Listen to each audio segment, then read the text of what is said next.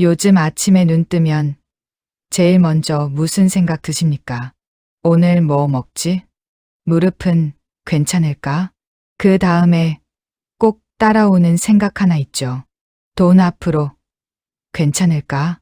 젊을 때는 돈이 들어오는 방향만 봤습니다. 월급날만 기다리면 됐고 조금 무리해도 다시 벌 수 있을 거라 믿었죠. 그런데 어느 순간부터는 방향이 바뀝니다. 이제는 돈을 버는 문제보다 지키는 문제, 그리고 오래 쓰는 문제가 더 중요해집니다. 이게 바로 노후 돈 관리의 시작입니다. 제가 아는 70대 형님 한 분 이야기를 먼저 해볼게요. 이 형님, 젊을 때 사업으로 꽤 성공하신 분입니다. 집도 있고 차도 있고 겉으로 보기엔 노후 걱정 없을 것 같았어요. 그런데 어느 날 이런 말씀을 하시더군요. 돈은 있는데 마음이 불안해. 이 말이 참 오래 남았습니다. 돈이 많고 적고를 떠나서 관리되지 않은 돈은 불안을 만든다는 걸 그때 알았습니다. 노후의 돈은 젊을 때 돈과 성격이 다릅니다. 젊을 때 돈은 속도가 중요했습니다. 빨리 벌고 빨리 쓰고 다시 벌면 됐죠. 하지만 노후의 돈은 호흡입니다. 천천히, 오래, 안정적으로 써야 합니다. 그래서 오늘은 얼마가 필요하다는 계산보다 어떻게 써야 마음이 편한가에 대해 이야기해 보려고 합니다. 먼저 꼭 말씀드리고 싶은 게 있습니다. 노후 돈 관리에서 제일 위험한 건 큰 욕심이 아닙니다. 오히려 조금 더 불려볼까 하는 작은 욕심입니다. 이게 사람을 제일 흔들어 놓습니다. 주변에서 이런 말 많이 듣지 않으셨습니까? 요즘 이거 하면 돈 된다더라. 은행 이자는 너무 낮아. 그냥 놔두면 손해다. 이 말들이 왜 위험하냐면 노후에는 손해를 회복할 시간이 없기 때문입니다. 30대, 40대 때는 실패해도 다시 벌 수 있지만 지금은 다릅니다. 지금의 돈은 다시 채워질 돈이 아니라 지켜야 할 시간입니다. 제가 또 한 분을 알고 있습니다. 60대 초반에 퇴직금을 받자마자 지인이 소개한 투자에 들어가셨어요. 안 하면 바보라는 말에 마음이 흔들렸다고 하더군요. 결과요? 큰 돈은 아니었지만 그 이후로 밤잠을 설치기 시작했습니다. 손실보다 더 무서운 건 불안이었습니다. 건강도 같이 무너지기 시작하더군요. 노후 돈 관리에서 제일 먼저 해야 할 일은 통장을 나누는 겁니다. 어렵게 생각하실 필요 없습니다. 세 가지만 기억하시면 됩니다. 하나는 생활비 통장, 하나는 병원비 통장, 하나는 절대 손대지 않는 통장입니다. 생활비 통장은 말 그대로 매달 쓰는 돈입니다. 여기서 중요한 건 아끼는 것이 아니라 예측하는 것입니다. 이번 달 얼마 쓸지 대략이라도 알면 마음이 편해집니다. 사람이 불안해지는 이유는 돈이 없어서가 아니라 얼마 쓸지 몰라서입니다. 병원비 통장은 꼭 따로 두셔야 합니다. 이건 경험에서 나오는 이야기입니다. 나이가 들수록 병원비는 갑자기 튀어나옵니다. 감기 하나도 예전 같지 않죠.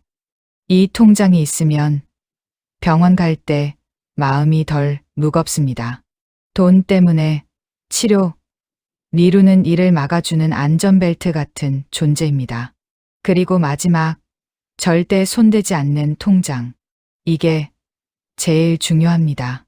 이건 투자용도 아니고 소비용도 아닙니다. 그냥 마음용 통장입니다. 이 돈이 있다는 사실만으로도 사람이 흔들리지 않습니다.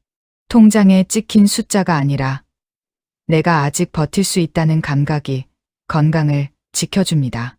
노후에는 돈을 쓰는 기준도 달라져야 합니다. 예전에는 비싸다, 싸다가 기준이었다면 지금은 내 몸에 부담이 되는가, 안 되는가가 기준이 되어야 합니다. 값싼 음식으로 병원비가 늘어난다면 그게 과연 아끼는 걸까요? 저는 그렇지 않다고 생각합니다. 특히 음식, 건강 관련 소비는 아끼지 말아야 할 부분입니다. 몸이 무너지면 돈은 순식간에 사라집니다. 반대로 몸이 버텨주면 돈은 생각보다 오래 갑니다. 노후 돈 관리의 핵심은 몸 관리와 한 세트입니다. 이건 아무리 강조해도 지나치지 않습니다. 여기서 한 가지 중요한 이야기 드릴게요. 노후에는 남에게 보이기 위한 소비를 정리해야 합니다. 예전엔 체면이 중요했죠. 모임 가면 밥값도 먼저 내고 자식들 앞에서도 넉넉한 모습 보여주고 싶었습니다. 그런데 어느 순간부터는 그게 부담이 됩니다. 마음속으로는 불안한데 겉으로만 괜찮은 척하는 거죠. 제가 아는 어르신 한 분은 이렇게 말씀하셨습니다. 내가 나한테 쓰는 돈은 아깝지 않은데 보여주기 위한 돈은 쓰고 나면 후회가 남더라.